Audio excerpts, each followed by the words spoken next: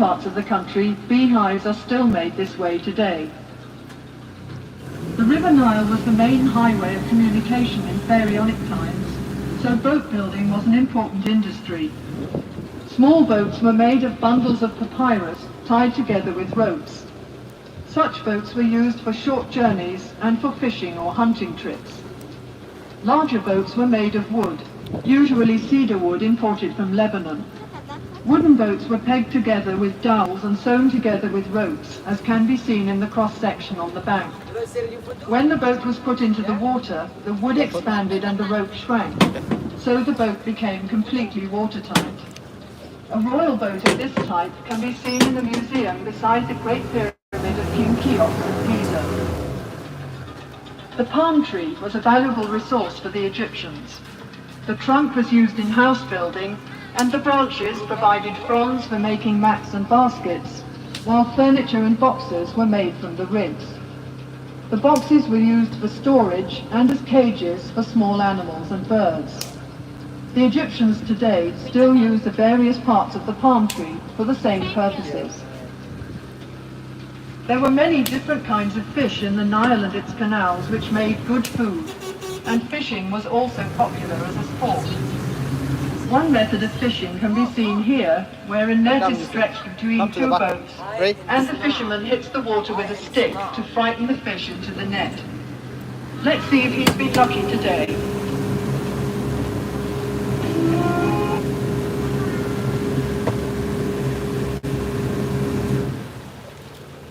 The ancient Egyptians were the first people to do sports. We have many depictions showing us the ancient Egyptians while they were playing stick fighting, archery, and wrestling. I am smart. This is unwelcome. Welcome back.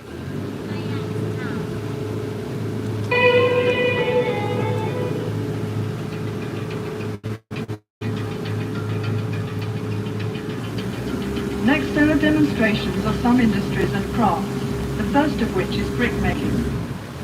The material used is the Nile mud, which is mixed with water and chopped straw into a thick paste. This paste is put into a wooden mould and the bricks are then simply left to dry in the sun. As there is little heavy rain in Egypt, these mud bricks can last for centuries. The houses of the ancient Egyptians, even the palaces of the pharaohs, were constructed of sun-dried mud brick. The roof was made of split palm trunks covered with branches. The building was covered with a thick layer of mud, which acted as insulation against heat, wind, and rain.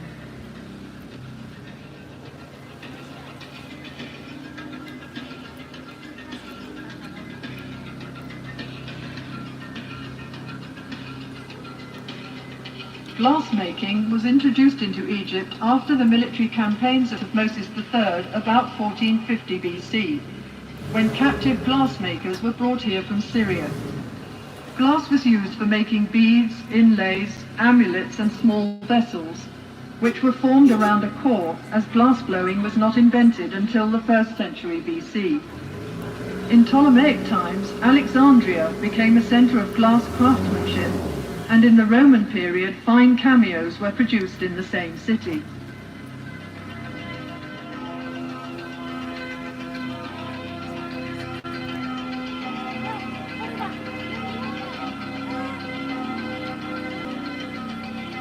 The Egyptians are also famous for mummifying their dead. Mummification is basically dehydration, and to speed up this process, the internal organs of the body were removed and preserved separately. The body was dried out by being covered with natron salt, a form of soda found in the deserts of Egypt. The body was then cleaned and embalmed and wrapped in several layers of linen bandages. Amulets were put between the bandages to protect the mummy from harm. The whole process took 70 days.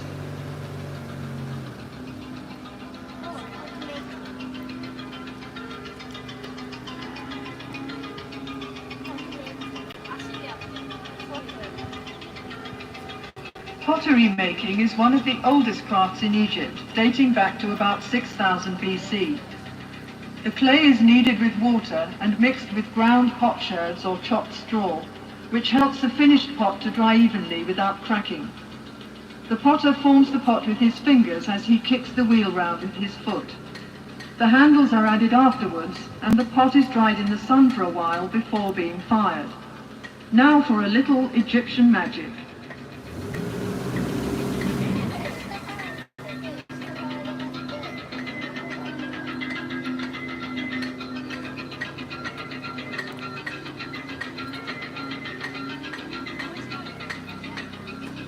This scene shows the different stages in decorating a stone wall. First of all, the surface is leveled, then smoothed and polished with a piece of hard stone. Grid lines are marked in red on the prepared surface to ensure accurate enlargements of the original drawings.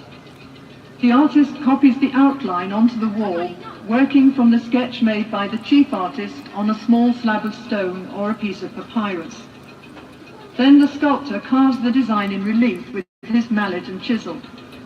Finally, the details would be painted in color to make the picture look as realistic as possible.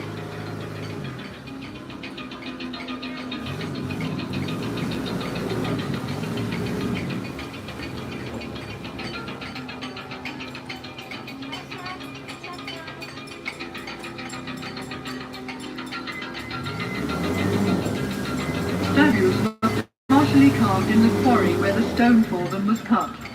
First of all, the block of stone is separated from the rock face by hammering wooden wedges into first on the front and then on the back.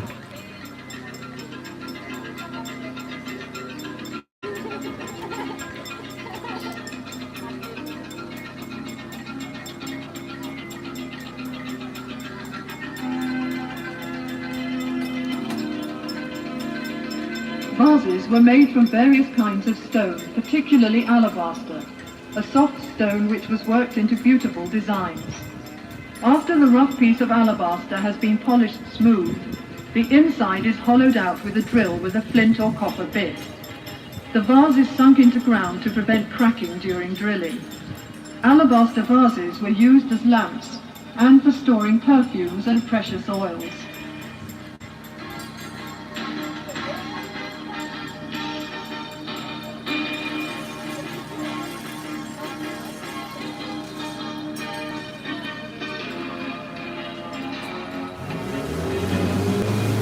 Of the carpenter and joiner were made of copper, wood and bronze. On the left, a man is sawing a log of wood into planks. Other tools used were a hammer, chisel, an adze and a bow drill for boring holes.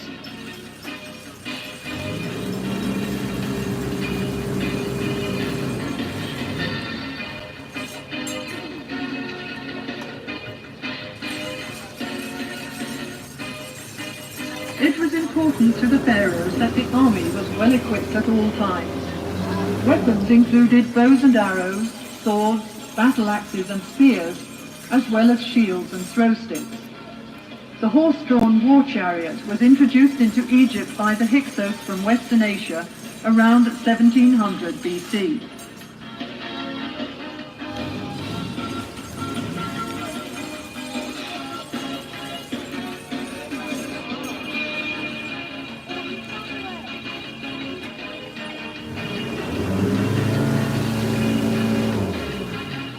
Perfumes were very popular in ancient Egypt and consisted chiefly of fragrant oils and fats. The juice is extracted from sweet-smelling flowers in a bag of heavy canvas, the ends of which are twisted in opposite directions with wooden bars. This scented extract is then mixed with oil or fat as a base.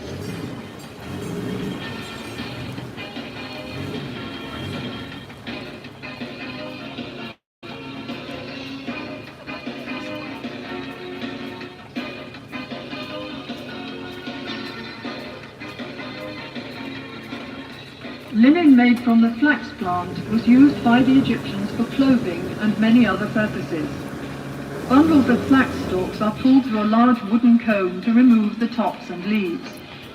The stalks are soaked in water for a few days to soften them and then beaten with a wooden mallet. They are then pulled through a smaller comb to separate the fibers from the outer woody covering, and the good fibers are picked out and spun into thread on a spindle. The fine linen thread is then woven into cloth on a loom. The earliest looms in Egypt were horizontal, and the upright loom was brought to this country by the Hyksos.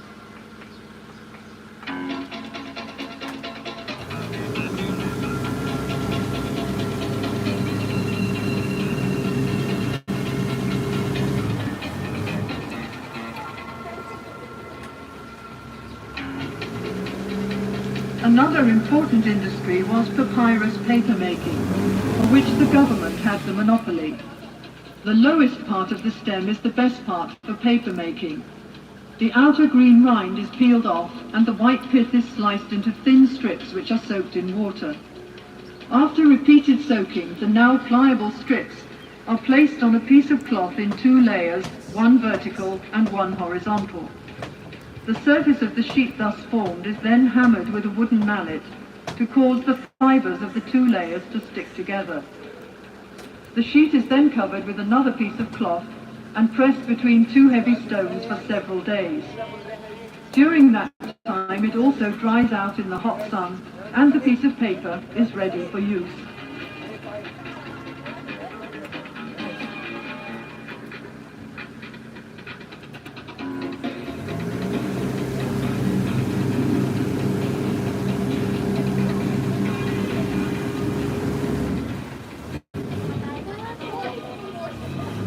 Good wine was appreciated in pharaonic times, and this scene shows the method of winemaking. Bunches of ripe grapes are taken to the vat where the grapes are trodden out, and the juice extracted is poured into large pottery jars to ferment.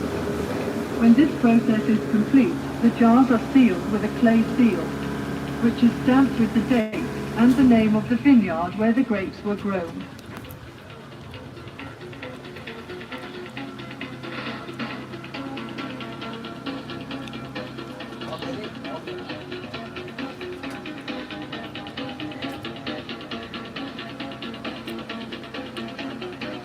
Beer was the most popular drink in Egypt. The beer was made from lightly baked loaves of barley bread, which was soaked in water with some malted grain. After fermentation, the thick soup-like liquid was strained into a large jar. In Roman times, Egyptian beer was considered...